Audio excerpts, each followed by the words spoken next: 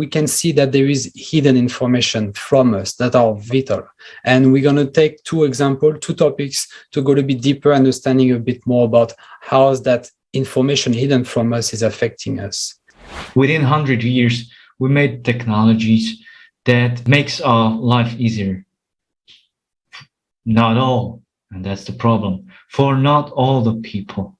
It's a big eye-opener. It shows you that we are destroying our very own planet.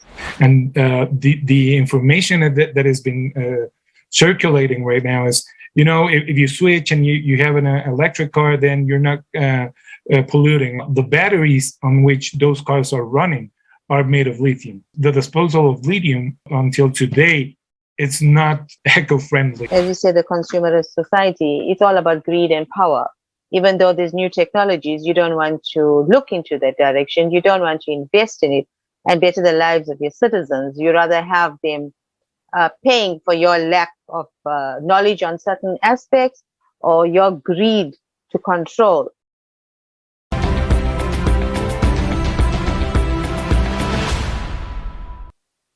Dear viewers, let us welcome you today to the international discussion on the platform of Creative Society.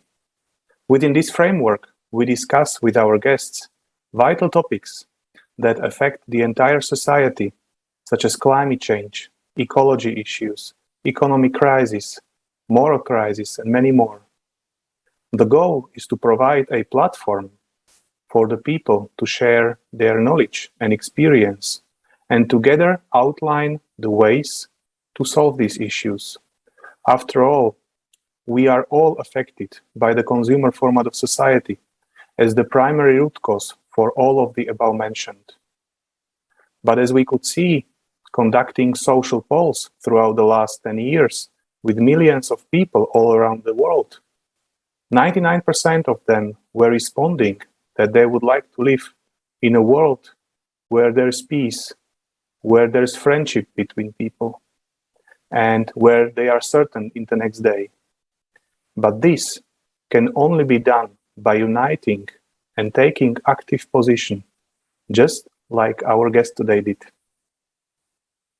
The next significant event and strategical important step for all of humanity would take place on the May 7th, 2022.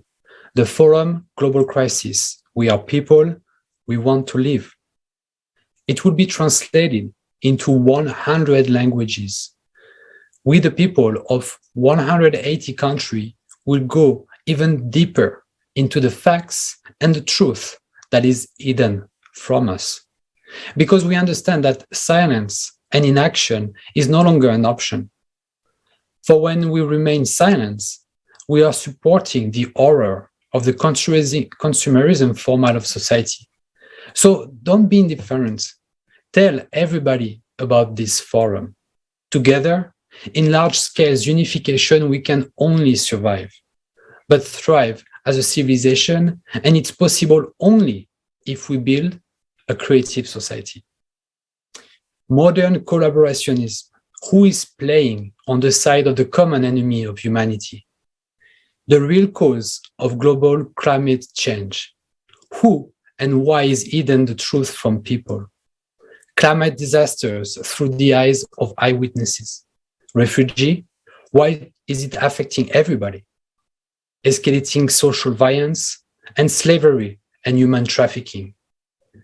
And most importantly, solution will be discussed at the forum. So if you want to be an important partner of this vital forum, please write to info@creativesociety.com. And with us today, we've got our dear guests, so I'd like to introduce them. We've got Alejandro Fernandez Merino from Mexico, industrial engineer, MBA, PhD in strategic planning, and research professor. Welcome, Alejandro. Hello, everyone. We also have Eva Munsami, founder and CEO of TSEDI Hope Foundation from South Africa. Welcome, Eva. And we also have Radovan Dobrovodský, mechanical engineer in automotive industry from Vienna. Welcome. Hello. Great. Welcome, everybody. So there is a main topic for this roundtable today. We mentioned it in the conference that happened, the conference that come, where we can see that there is hidden information from us that are vital. And we're going to take two topics to go a bit deeper, understanding a bit more about how that information hidden from us is affecting us. But before that, another topic that we mentioned about what can be discussed in the next conference is climate disaster through the eyes of eyewitnesses. And I just wanted to take the time having Eva with us today to ask her a little bit more about the situation that occurred not that long ago in South Africa, and tell us a little bit more from her own eyes what it is, what were the consequences, and how she can maybe see the situation moving forward. Eva, can you tell us a little bit more about the situation? Thank you, Jonathan. At present, as I spoke before to you and to Marek, it's been an absolute disaster in KZN. The flooding has caused so much of turmoil. People have lost everything. I guess flooding in any part of the world, people go to the same kind of feelings of anger and remorse. But, as I said before, I guess if there was plans in place and people were told what to do, people were made alert as to what is going on and what do you do if you're faced in a certain situation, what is your evacuation plans, what do you do, where do you go? People were absolutely lost. KZN has lost 400 lives the last time I looked into our headline news. And I feel this could have been avoided. Yes, when the rains came 5 days in a row, we were given the warning, be careful of flooding, just take care, don't go to certain areas. Those warnings came in too late. There were people that were stranded at work. There were businesses that were flooded. Businesses lost everything. We look at these big, huge tankers that sit on ships, that go onto these vast oceans. And we have a container terminal here in Durban. And when I saw those containers floating like little toys, I realized the seriousness of what is going on. If those huge, heavy metal containers can just bob on the water and move along just like little toys, what's the human being? What is humanity going to do? And people losing their homes, their vehicles are just like floating away. People lost their lives. And I feel like we've been through this before, and our government should have been prepared. They should have put plans in place. They should have given a warning, for people, give them an alert and let them know what's happening. The situation here is terrible at the moment. People are living on riverbanks. Their entire homes were washed away. People lost their lives. People were buried by a mudslide. Up till this very day, they are still searching for missing people. So this is a sadness that we go through. We are facing on a daily basis. As a foundation, we go and see and try and help in whichever way we can, providing food, providing water, providing clothing, mattresses, shoes. These are the basic necessities these people need to live and to survive in society. But here we have these huge community halls and different families are now housed under one roof. It's absolutely sad because they now don't have a proper home. They are relying on donations that come in from sponsors to see, where the next meal is coming from. I witnessed this firsthand because when we are going and distributing, the people are excited when they see us. They're excited we bring a bag of clothing. They're excited they're getting a proper home-cooked meal, that's coming out hot from the stove or hot from the fireplace. And these are the things that I believe NGOs are the earth angels. They take care and do the work and the things that our governments don't do, and the best part of it, they do it voluntary. It's their love and their passion. And this is the passion that I have as a humanitarian, and nobody can take that away from me. But if I can help do something to make it right somewhere, somehow, we would all want to live in a beautiful society, a creative society. Yes, obviously it's very difficult for the people to cope with all of the climate disasters that are happening all around the world. Maybe some of our guests today would also like to express their experience. I'm not sure whether, Alejandro, you have such an experience. You live in Mexico, and we know that Latin America generally is pretty known for volcano activity. If you would like to share your experience from this sector as well. Yes. Yeah, well, I live in Puebla, which is a city about 2 hours south from Mexico City, the capital. And we are very close to a volcano.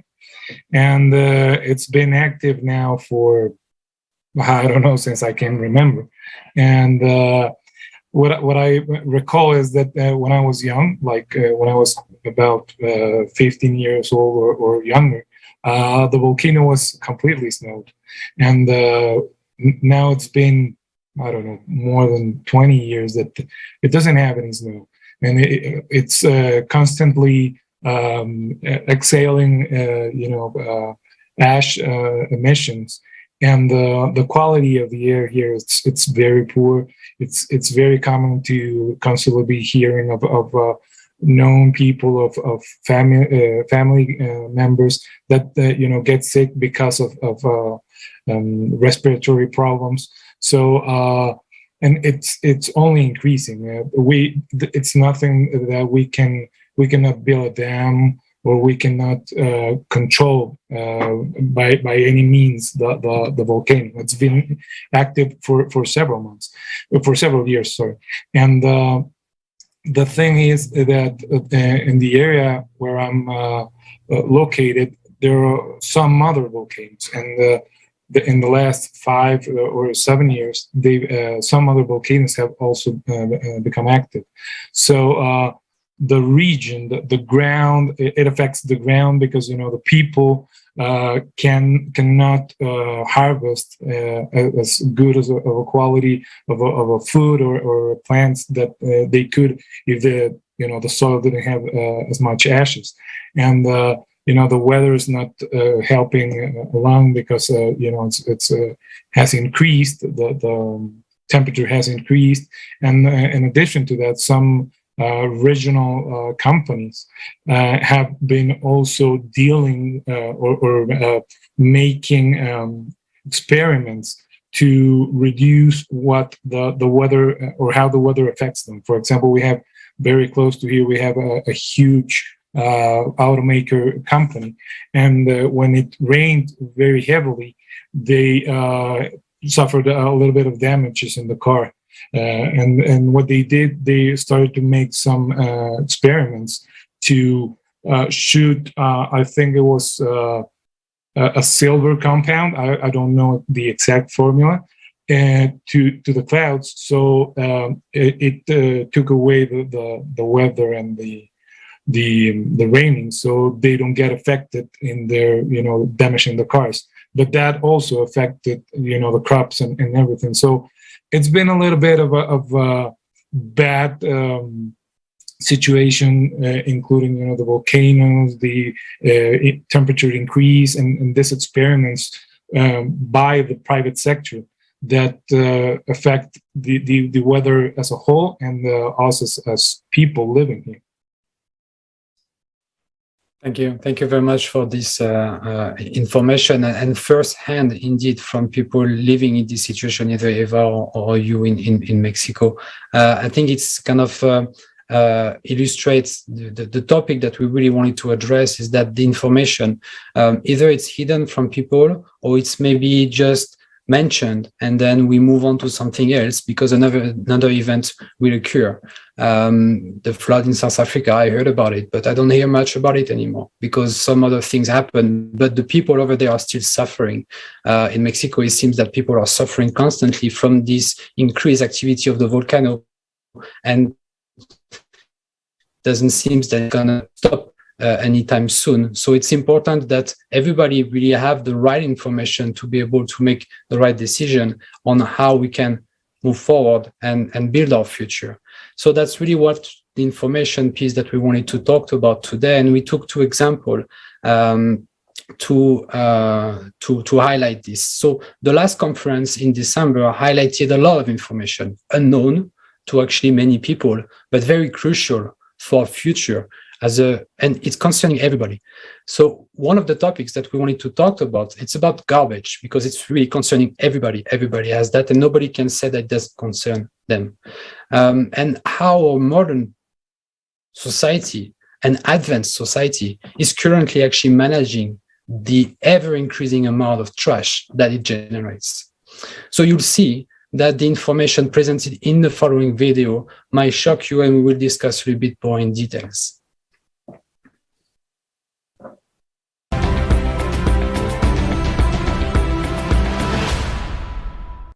Garbage. Recycling. Does recycling really exist?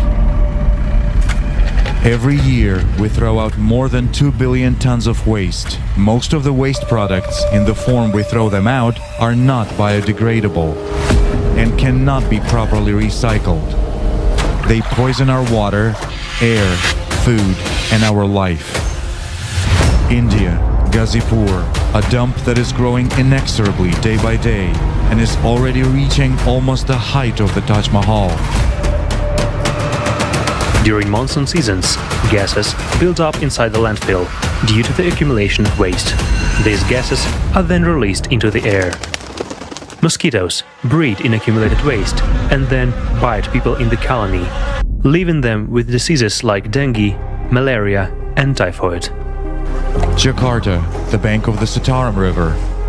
There are more than 200 textile factories that produce cheap clothes for the whole world. 20,000 tons of waste and 340 tons of wastewater are discharged into the river every day. They pollute the river with lead, aluminum, iron, and manganese. According to the World Bank's report, Water Waste 2.0, plastic, paper and cardboard, metal and glass make up 38% of municipal waste, and only 13.5% of the secondary raw material is actually recycled all over the world, which is a little more than 5% of the total amount of garbage. Despite this, our production and consumption rates are only growing, as well as the landfills around us.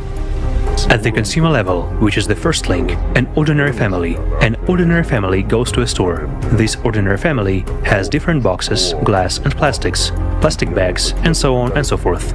Nowadays, it has become very popular to dump absolutely all of this in one pile. One big pile of this pressed material is taken to some processing plant, and this processing plant supposedly sorts all this garbage, and you, accordingly, get clean cardboard, clean plastic, clean this and that. This is an idea. All this actually doesn't work. To obtain a ton of recycled material, you need to spend enormous resources just to collect, transport, and segregate it.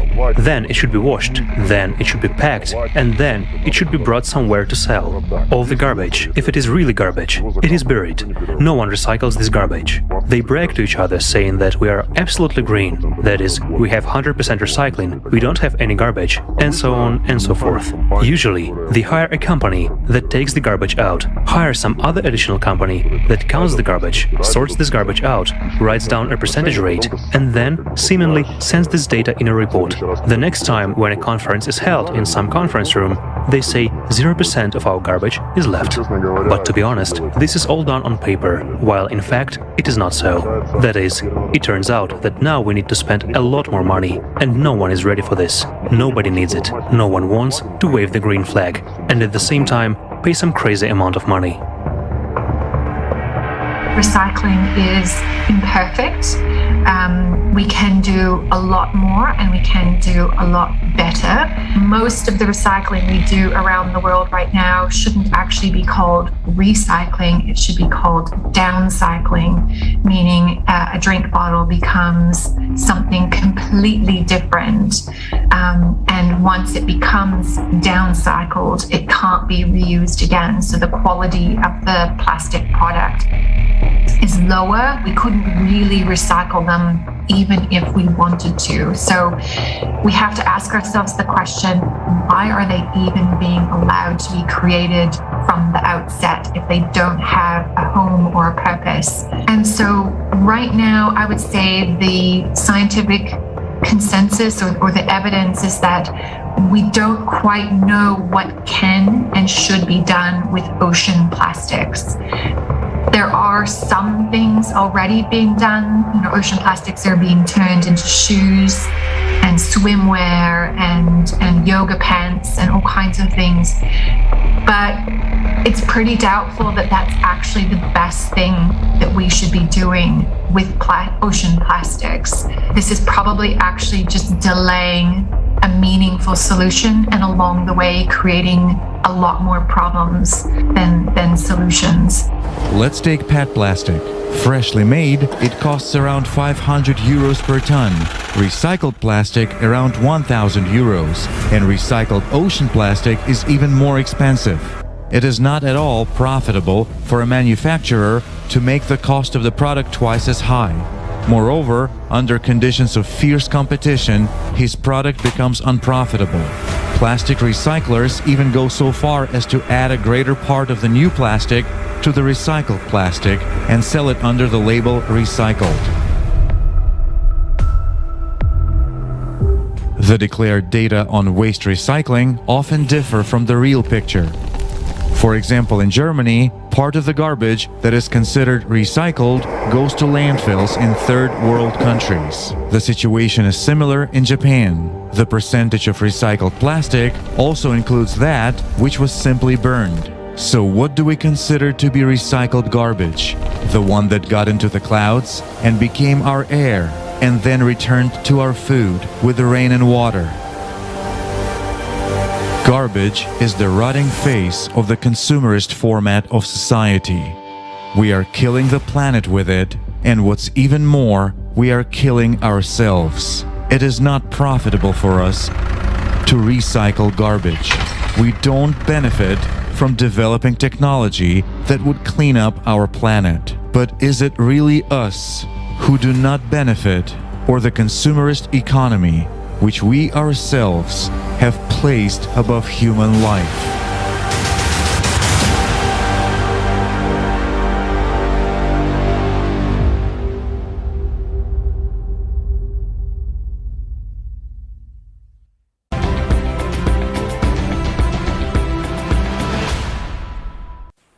Yes, as we could see, this is the harsh fact of today's consumer format of society. On a conference on December 4th, we have shown a lot more information, a lot more data and statistics on the garbage. For example, that the humanity produced only in 4 months more than 700 million tons of garbage. So this is really an important topic, and barely anyone is really talking about it. And the next question goes, or ask for comment, goes to Alejandro. We know that you are active as a professor in education sector. So do you think, or how do you think education, if at all, can help people to realize the seriousness of the situation and motivate people to be active, to share this information further and take part on different projects? Well, I think the education, it's a very, very important or key issue here, because most of the people, based on the research that I've made and based also on my experience, they don't grasp the whole picture, how it affects all of us. They don't grasp how, if they use some disposable items, some plastic bags, what's that going to happen? Where's that going? They don't see that. So it's very important that we educate them, that we show them videos such as the one that we did, that we just saw, to let them know where's that going, how's that affecting us. Recently, I saw this news that some scientists and some doctors, found microplastics inside the bloodstream. So what this means is that we're not only affecting the world, it is already starting to go inside our bodies, and it's been found already in our bloodstream, microplastics, and we can imagine what that can do to our bodies. So it's very important that we go and we turn to the younger generations, that we show them what's the consequences of having a wrong consumerism focused mindset, to not try to show them that they have to avoid at all costs trying to buy more stuff, to try to reduce, reuse, recycle. But it's very important that they also know what we've just seen right now, that it's not working as they say it worked. It's not. We're not recycling. We're just downcycling, as the video just showed us. So it's very important to create that consciousness on them, so they get a more active participation in that. Because right now, if you go to a party, or a familiar party, the kids still ask for balloons. And here in Mexico, for example, we have a tradition which is a piñata, which is a box with a lot of paper and candies, and they still ask for that. And if we get to educate them and tell them, you know what, you can have the candies and you can have the presents, but once you receive them and then you throw away the plastic, that plastic is going to affect the land, it's going to affect the sea corpse, and it's going to affect everybody sooner or later. So I cannot emphasize how important it is that we educate ourselves, that we educate and share this information with the closer people that we have, and we try to spread this information to as many people as we can, because there's a lot of people that they don't realize the impact and the damage and how quick this can hit us back. There are many people that through some polls that I've been see through my research, that they still think as global warming and climate change as if it wasn't real, if it was just some agenda that some guys or some people are trying to mention. But it is real and it's affecting everybody. So we must do as much as we can to share this information, to get them educated, to see the impact of them, see how fish die, how birds and animals eat plastics and they get killed, and then we grab some of these animals and we eat them ourselves, and we get poison also. So it's very important that we do that. Yeah, thank you very much for your comments on this. Indeed, I mean, once again, information is key. Making sure that people are informed is very important. Maybe a subsequent question on that to Radovan. And when we watched this video, for me, there was many information that I was just not aware of it. So what is it that we don't really hear about it from mass media? Or maybe if we go even deeper, why is that information maybe hidden from us on this garbage topic? Well, what I'm sure about that is that actually what the scientists already say, that it's only downcycling, it's not recycling.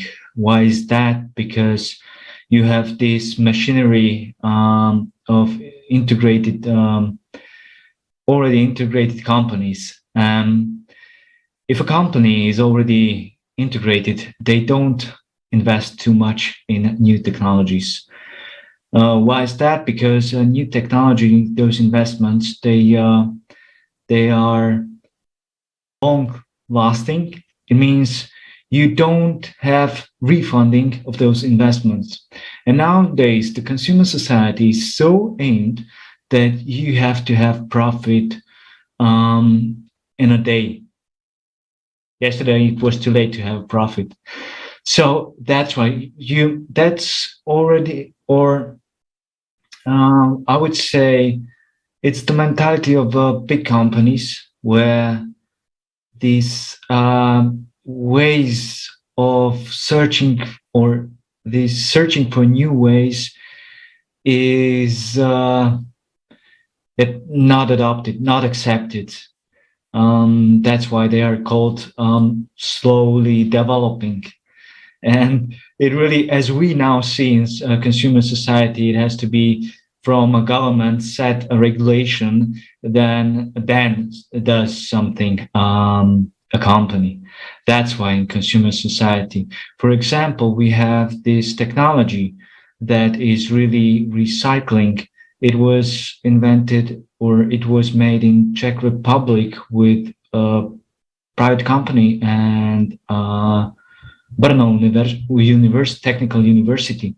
They are really recycling. They have already installed 5 of these machines in the world, mostly in Africa. But they are desperate for investments. One such installment cost about 90 million Czech crowns, actually. And that's, if you see, that's not too much. And it uses a membrane which separates it. It makes the plastic, or actually every kind of garbage, almost every garbage, it makes to gas, and the gas goes through a membrane which counts then the carbon molecules. And on behalf of that, then a new raw material is made as oil, which you can reuse it everywhere else, in chemistry, in producing new plastic bottles, and so on. So now you have this infinite reusage of plastic bottles, and this technology is already approved by enormous international societies like TSEDI or ISO and so on, International Standardization Organization. They are all the certificates. They were also in Forbes presented, but they are desperate for investment. And nowadays they are actually making everybody to invest there. So anybody can invest, because nobody wants that. Governments don't actually, either they don't know, as Alejandro already said, because nobody knows, there's no spreading information, nobody is aware. And that's why the technology is not adopted worldwide. Yes, So, thank you. Yes, there are a lot of technologies that have not been adopted, despite they exist, and this is just because it's not profitable for someone. On the conference on December 4th, we, for example, realized about how mafia in Italy is dealing with the garbage. And there was an interview, and this guy said that dealing with garbage is even more profitable than dealing with drugs, and less dangerous for them. So these are the absurdities of the consumer format of society. And seemingly, as Alejandro was saying, that generally the entire picture is missing. What happens then in all of this chain with maybe Eva, do you have anything on the topic of the garbage and globally on the awareness of people, maybe and how important it is for them to be aware with the reality of the situation?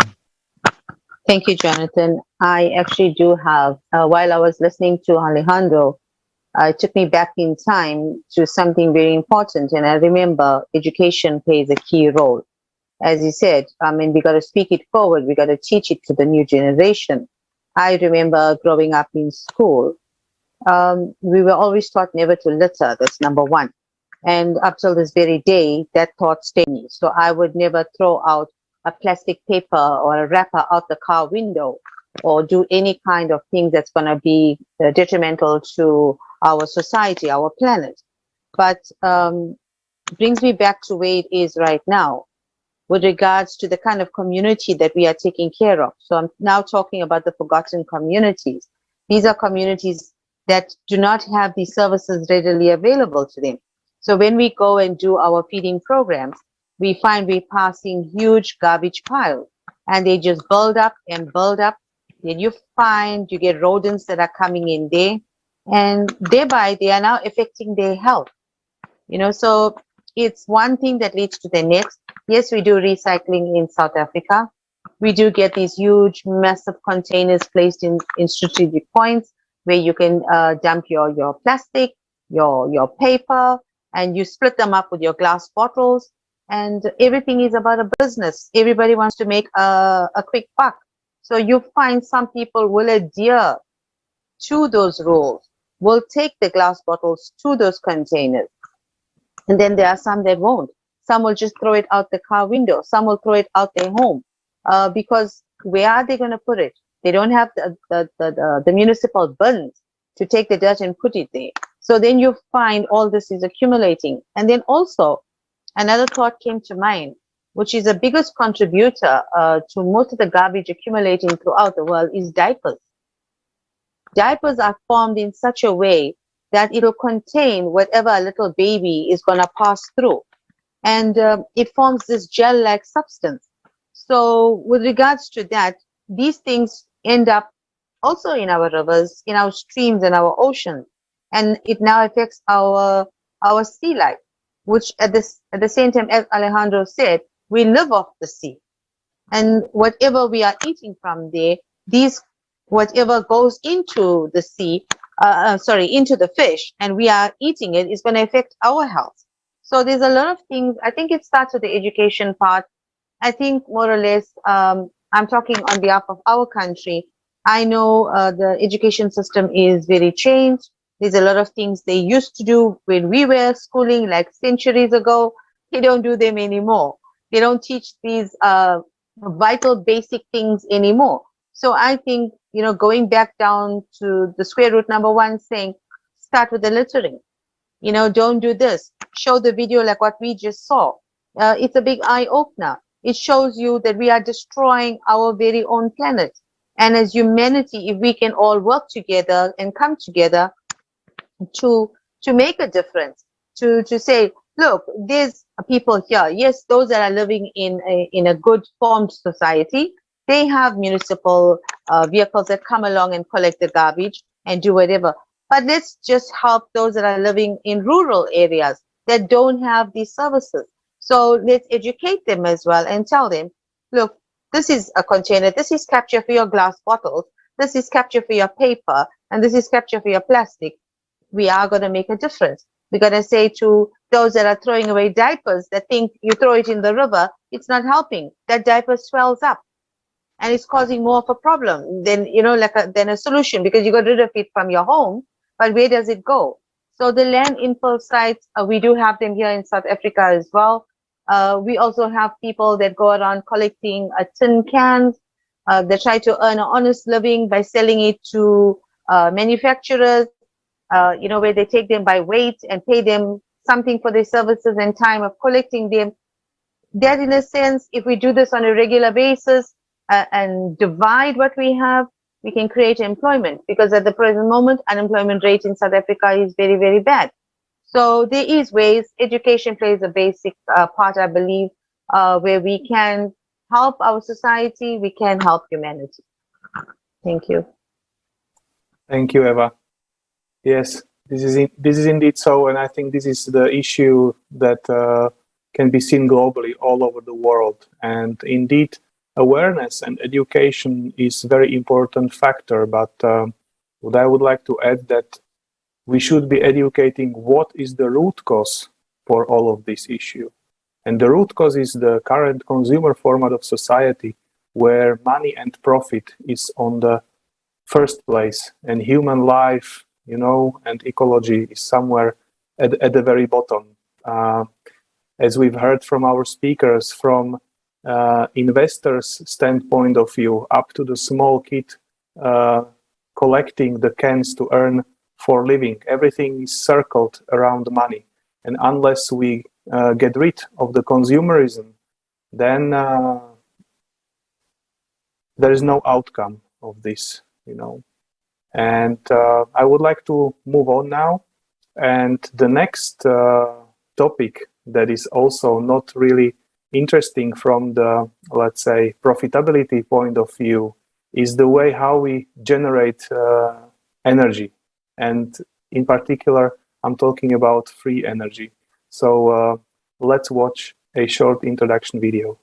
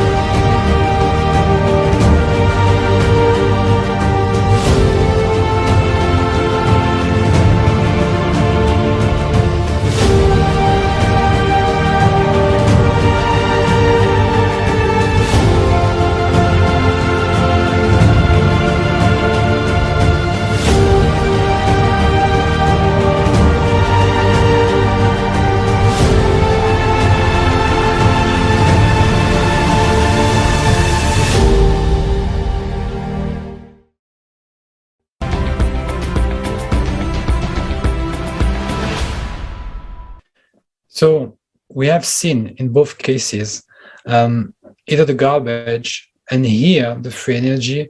Why is no one is really talking about it? Once again, we're going back to this idea of why is this information is not widely spread. But the answer is because in consumer society, there is hidden information since it's not profitable. So Radovan, could you tell us more about this kind of paradox and how do you see the situation changing for the best in the future? Yes, thank you. This is a topic that I already mentioned that normally companies wouldn't take this order to make such production for windmills, for example, or solar panels, if it wasn't from higher authorities. We saw it before that really the companies didn't want it to implement it. But then there was this policy about footprint, green footprint, or CO2 footprint. So it was developed and made. But what we have now is a kind of absurdity loop, which says that if I, for example, the steel plants or a company like ArcelorMittal has already in 2019 said, if we want to adopt a new technology, this will be for reducing CO2. This will be costly. We have to develop a new technology, and which will separate then the iron oxide and reduce the CO2 output, and it will make the steel 20 to 30% more expensive. And windmills are made mostly from steel and concrete. So we have this new green technology, which is also not reliable. So we have now a really interesting loop, which for that to be more green, we have to adopt technology which will make the energy focus or the energy output or the green energy to build up more expensive, and everything will be expensive.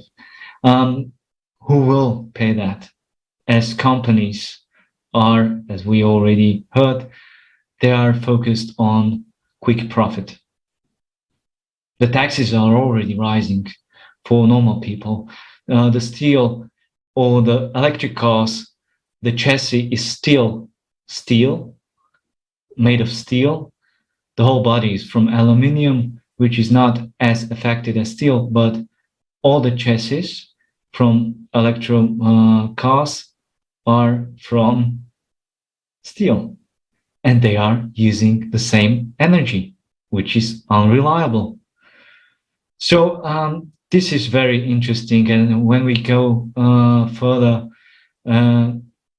where investments are missing is also to recycle those windmills, those solar panels, which the technology was not really implemented, and really not, there was no investment at all in this field. So they are also ending up on landfills. You can imagine those cracked windmills which were cracked by a wind. Funny thing. They also end up somewhere in landfills or somewhere put it down to be, I don't know, either reused or not reused, just they will be standing there. And although we have technologies which were showed, for example, safe technologies from South Africa, actually they use high radio frequencies to emit energy. This was already proved. This was already documented, for example, by Foster Gamble in his movie Thrive 2. And they really gone so far that they also adopted this technology into a car. They are already making UAVs, means drones, which can fly then 1,000 miles. So, or we have then this Germany company named Roche, and they are also invented or are adopting, because all the technologies like magnetic generators or these high frequency generator or this kinetic energy, those technologies always there. There only had to be a focus on that to make it work. That's like everything here on Earth. You just have to make or take a focus or focus more, get some investment to make up a solution for that.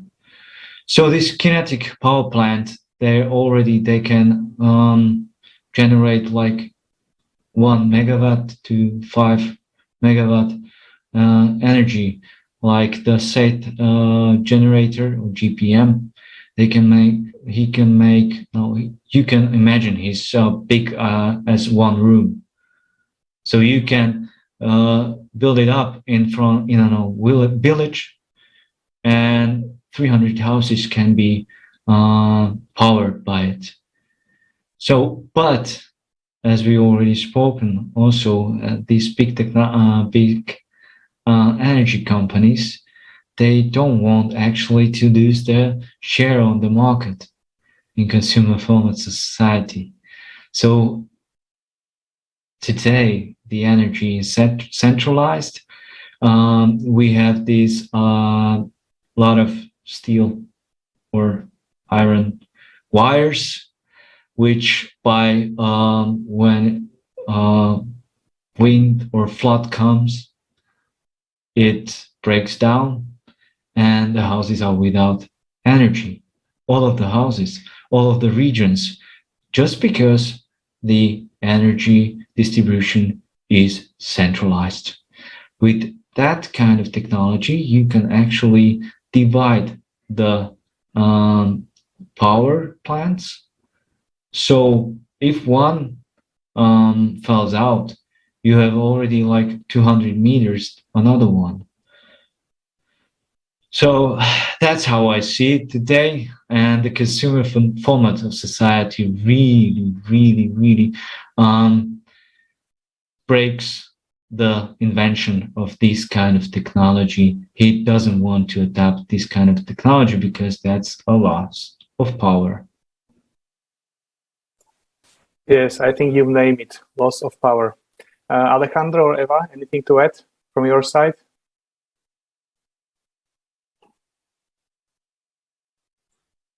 Would you like to go first, Eva? Thank you, Alejandro. I agree with our former speaker, what he said. We at the moment are experiencing lack of power. Today I'm here and I was like wondering whether I'm still going to be on for this entire video because we have a thing called load shedding. And over the years, it's just gone from bad to worse. So looking at the energy part of it, as we said, the consumerist society, it's all about greed and power. Even though there's new technologies, you don't want to look into that direction. You don't want to invest in it and better the lives of your citizens. You rather have them paying for your lack of knowledge on certain aspects or your greed to control. Because with the flooding, we now have water shortages because infrastructure has been damaged. So we do get water cuts now. We also have power cuts, which goes on a regular basis. It affects our working life. It affects things like this online meetings. It affects quality of life and businesses, and everybody is affected. There are times power or energy just goes off. When a mom is home from work, she cannot go to a stove and cook. Yes, there are some that can afford generators, so life can carry on as normal. Unfortunately, not everybody. So yes, I do agree. This is another major problem we have worldwide. It is happening in my country. So when you talk to somebody about load shedding, say, what is that? Why do you all have that? So yeah, I think if you can go and ask our powers that be, because everybody is well aware, they do supply to neighboring countries that have no problem. They have electricity and they are living fine. But the South African citizens are suffering. If you go on social media, you will find people ranting and raving about the electricity and the power cuts. They are angry about the water cuts. These are our basic things that we need to survive. And yeah, I guess this is the sad part of the energy, on the energy topic that we're having at this present moment. Thank you. Yes, actually, and now there was this funny picture came to my mind. There was this man standing right next to an electric car that was connected into a windmill, and everything was frozen, and he was making a call and asking, so what next? So we see that with the graduating cataclysms, we need to have reliable sources of power. But apparently it seems that this is not the trend in the current consumer format of society. But Alejandro, you wanted to add something as well. Yes, what I would like to add is that we have to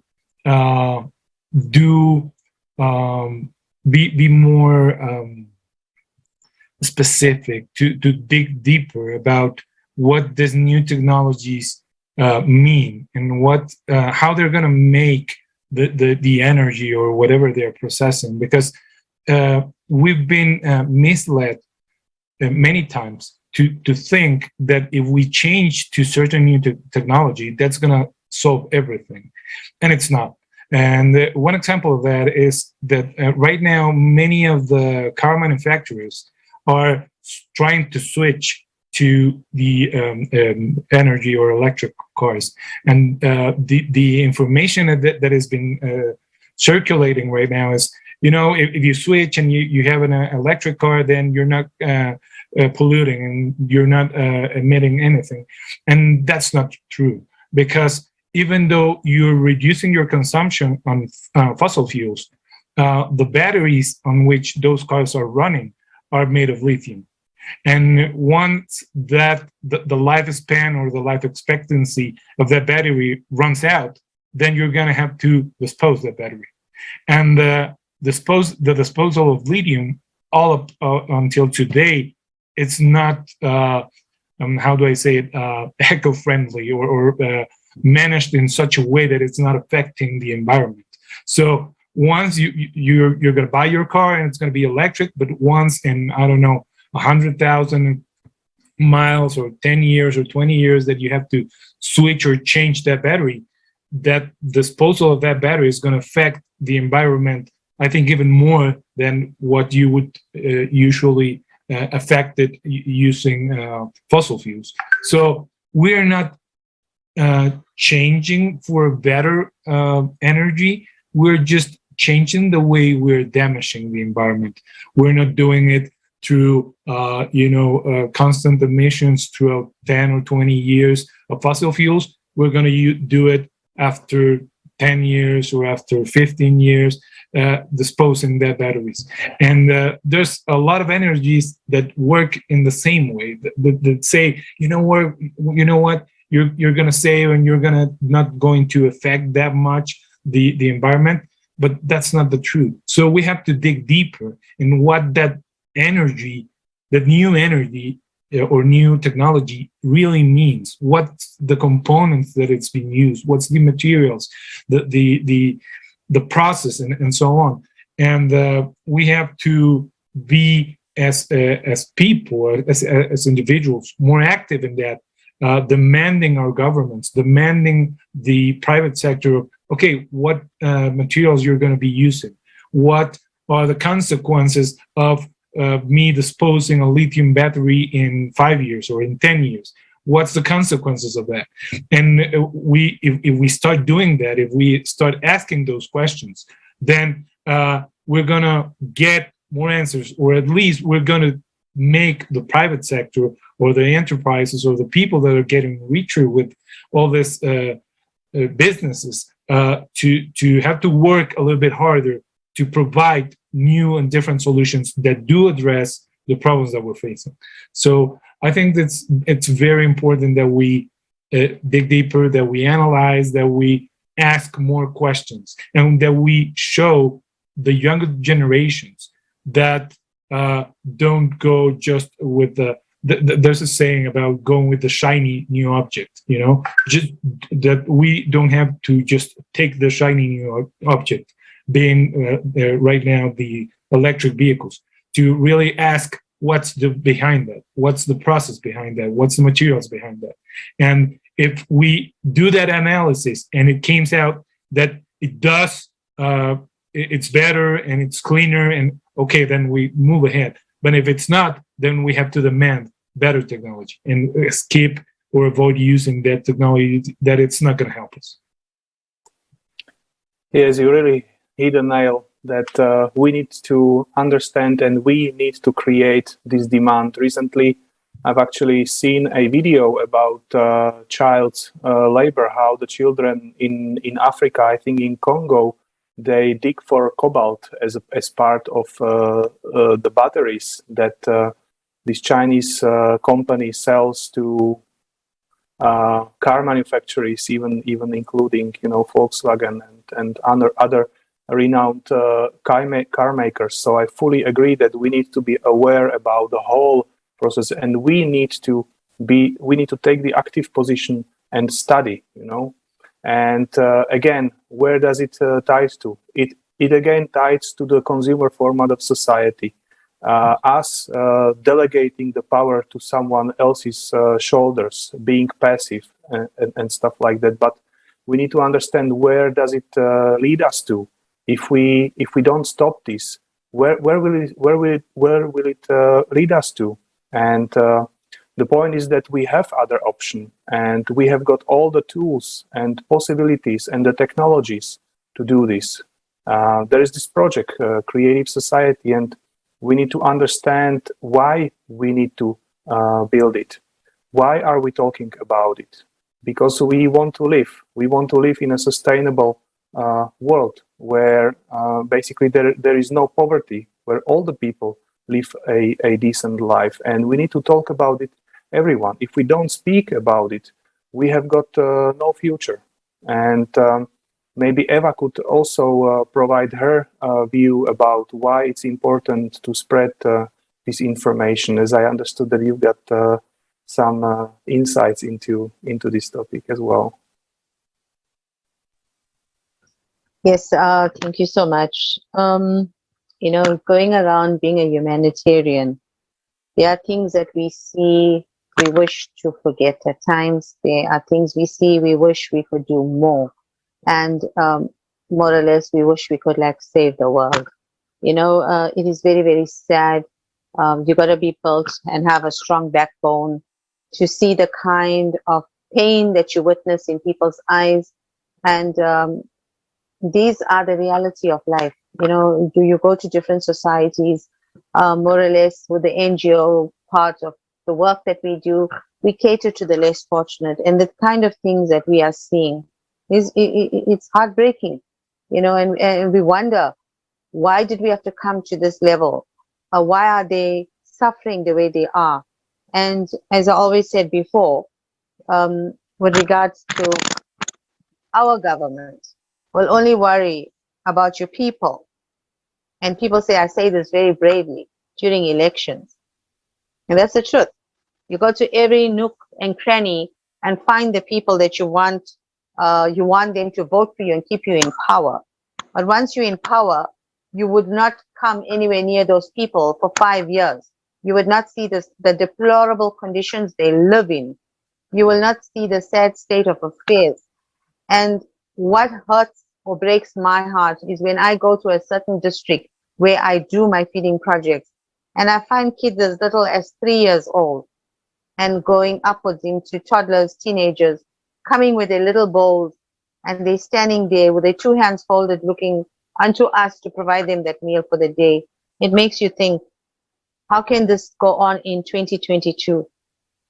We are in the 21st century. Why is all this still going on? What is not being done? Are the rich just getting richer and the poor just getting poorer? Why are people forgotten? Why are people not given an equal opportunity in life? Why are the unsung heroes not being mentioned?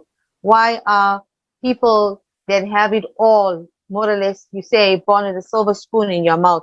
You are the one that's always getting the recognition. You're getting awards and stuff. We celebrate you. We are happy for you. Let's look at those, you know, that are living in places in our society that have talents, because I believe we all are born with a talent.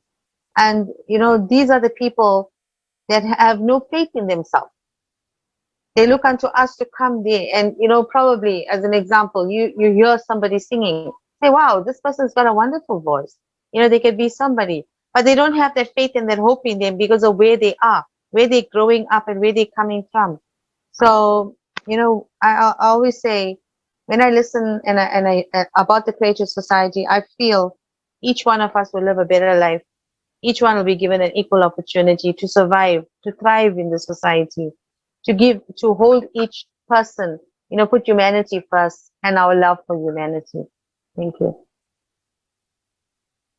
Thank you, Eva. This is very important, and indeed, we are talking about creative society where we will no longer delegate the power to few representatives who decide about destinies of millions of people, but we all people will be self-governing society, and we will be making sure that everyone has a decent life. Maybe I would like also to ask Radovan, how would you explain the benefits of creative society from your end, maybe on some particular examples? My point of view of creative society is actually, first of all, as I've already said, people should not be focusing on the basic needs. Just how can a community, how can a humanity thrive or be something when you have to fight each day about the basic needs of a human being. That's not possible. So, from my point of view, let's go a little bit higher. Then you have the other format, or let's say from the Western point of view. Actually, people don't know that they are in slavery, because every morning they have to go to work. They are doing work that it's not interesting for them.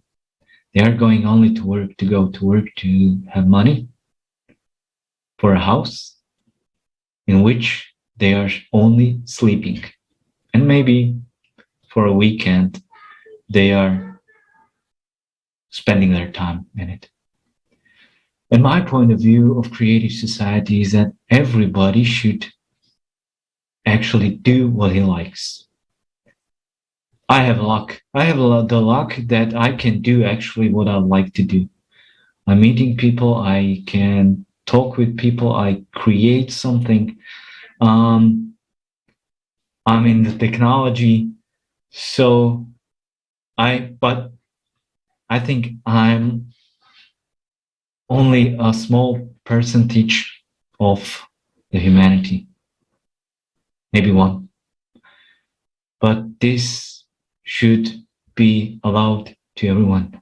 So can you imagine actually the potential if everybody has their all basic needs fulfilled, and then he has some money to live with, and then he can actually do whatever he likes? A lot of sociologists, they say humanity will not take that. People are not into working and so on, but they just don't have a clue, because they see it from the side that people are lazy. No, people are not lazy. People are just tired from fighting each other for their survival. That's all. If you give them the opportunity and the means, they will work, because they will find themselves a work, something that interests them, and they would make it perfect.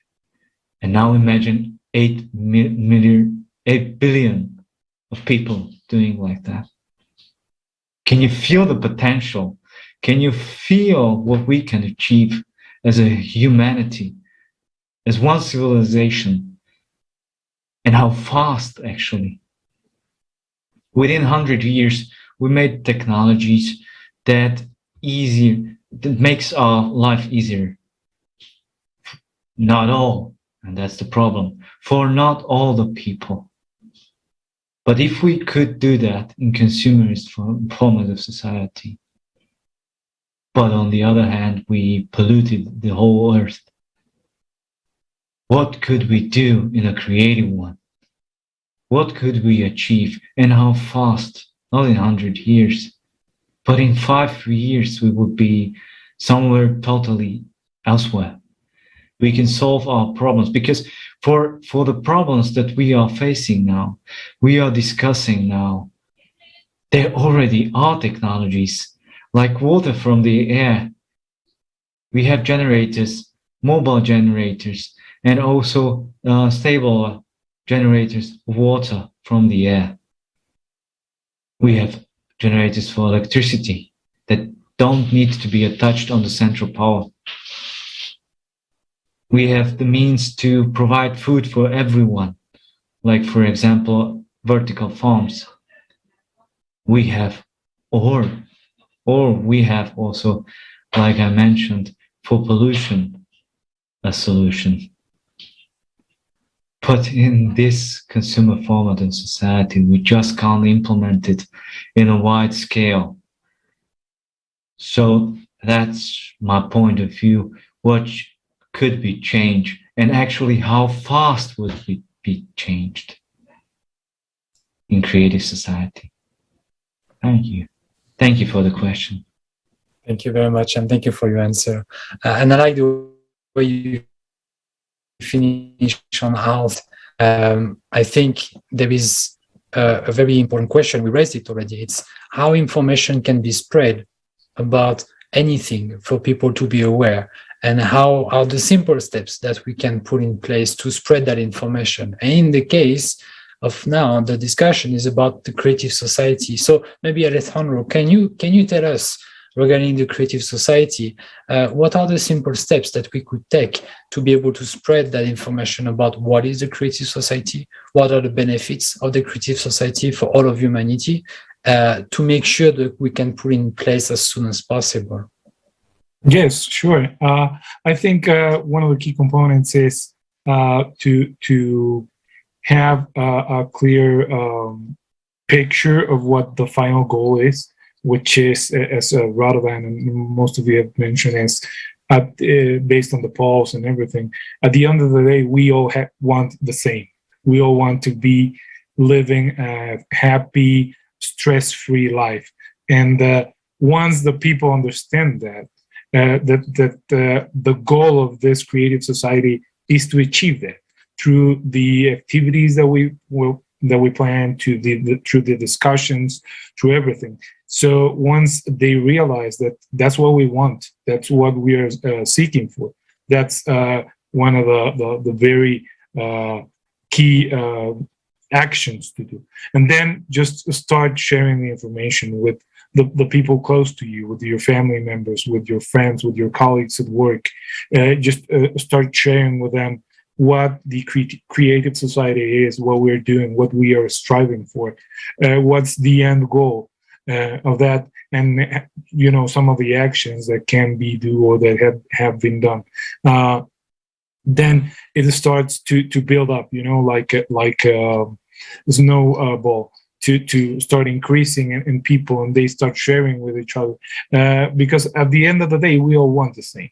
So and if we see that, it's, for example, if you hear in the street that somebody is giving away free money, if you tell that to anybody, then they start sharing the information, and then soon it's a huge amount of people that they know about it. It's the same. If we start sharing this, and we start sharing our goals and our objectives and the focus that we have and the actions that we have, then at the end of the day, they're going to have two choices. They're going to be, resting in their beds and going to say, okay, I want to keep up with this tiring situation, as Radovan says, as fighting or competing with each other to get some money to buy some food, or I want to be living in a community, in a world that we don't have to do that we can, through creative ideas, to collaborative working, to by reducing the consumerism, be working together, helping ourselves, and not be needing to stress that much, to live the way we all want to live. So if we share that, if we start, talking to each other, sharing through social media, sharing with our friends, family, I think that's going to, start building up momentum and creating like a snowball, which will hopefully and fast detonate in what we want in the very short future. Great, thank you. And indeed, that's exactly what we are here for, spreading this information, because creative society is not something for the future. It's something that starts now, that should have been made yesterday already. And that's why we want to strive for it. Once again, creative society is here for everybody. It's here to solve the issue of the crisis we are in at the moment.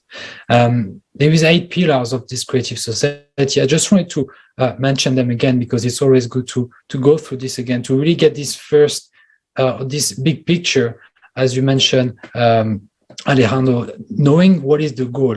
And those foundations describe very much what is the goal.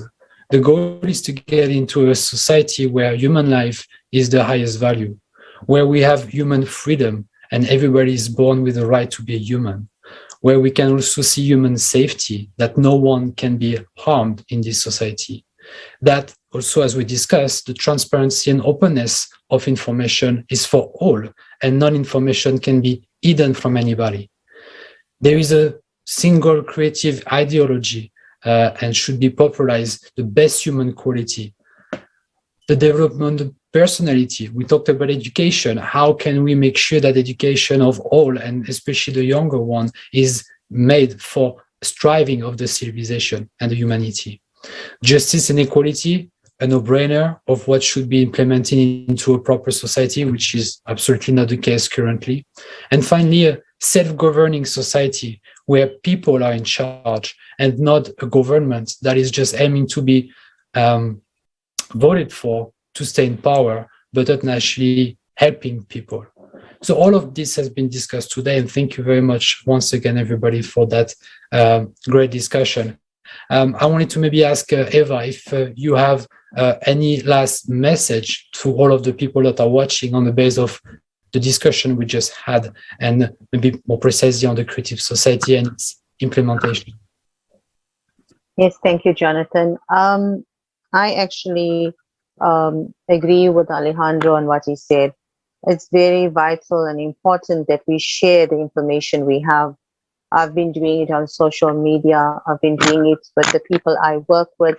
It is like a dream that people listen to. And when they hear about it, you know, they wonder, like, can this really happen? Is it a reality? So word of mouth, we need to spread the news as well. Also, last year, I've been studying towards my human rights advocacy and also to become a gender-based violence instructor. I spoke a lot about the creative society because we had people from all over the world in that one cohort. And I found lots of people question me. I've made friends throughout the world, and they ask me, what is this creative society you keep mentioning and you're talking about? And they all went into my assignments, and it gave me great pleasure to say, wouldn't we want to live in this kind of society? And I think word of mouth, spreading it out, trying to see and form this wonderful humanitarian group that's going to take care of each person, giving them an equal opportunity in the society to see that nobody is left behind, that each one will take care of another one. And I guess that's what we all want. We would not be hearing of nations starving. We will not be hearing of all the social ills that go on, because at the present moment, I say we do have our governments, we do have our justice system, but why are they failing us? So when you think about everything put into perspective, you realize it's failing throughout the world. So we do need a new structure to come into place. We do need to put humanity first. We do need to be happy once again. At the end of the day, when you ask anybody what they want, we all want peace. So this is the creative society we want to live for. Thank you. Yes, thank you. And maybe also I'd like to give the opportunity to Radovan and Alejandro for some last words to our viewers. Maybe let's start with Radovan. Yes, I would like the viewers to take into consideration which power hides beneath the words. Because the only thing that stands between us and the creative society are our words and our mindset. As already Alejandro said, that we are too focused on money and power. And that is something that prevents us to live, really live. Thank you.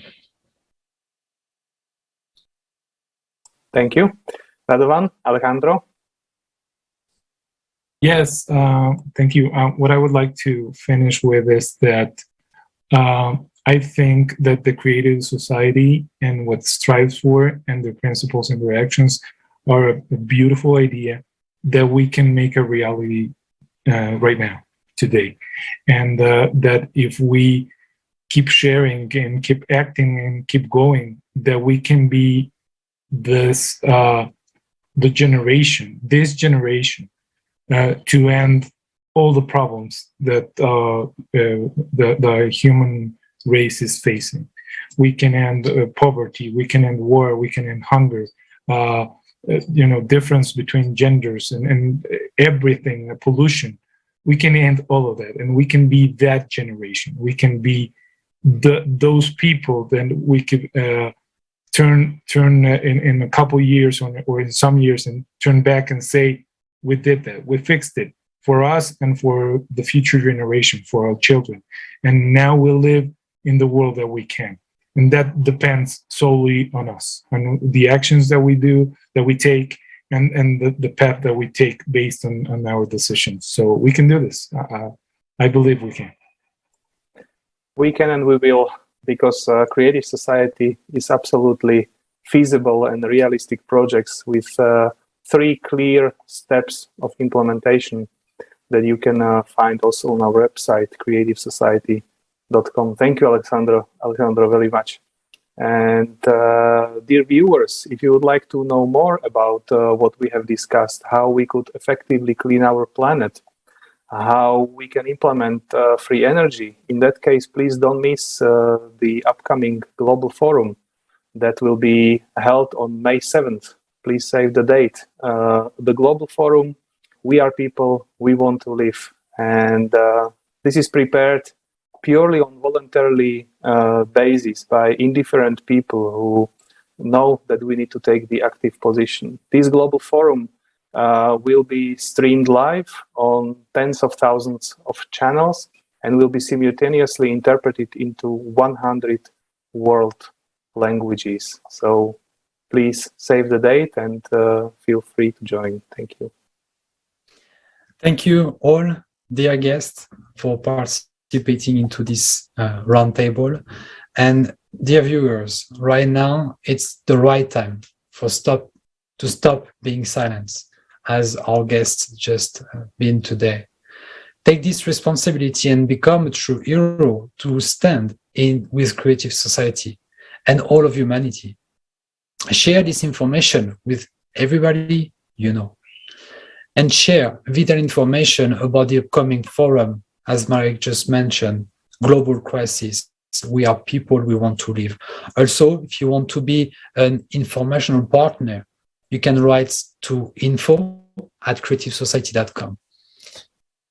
Now, you can take easy, but the most important action by spreading this information in all of social media, all platforms, you know. This information saves people's lives. Let's make this forum stream everywhere. Thank you, and see you at the next international discussion. Thank you very much.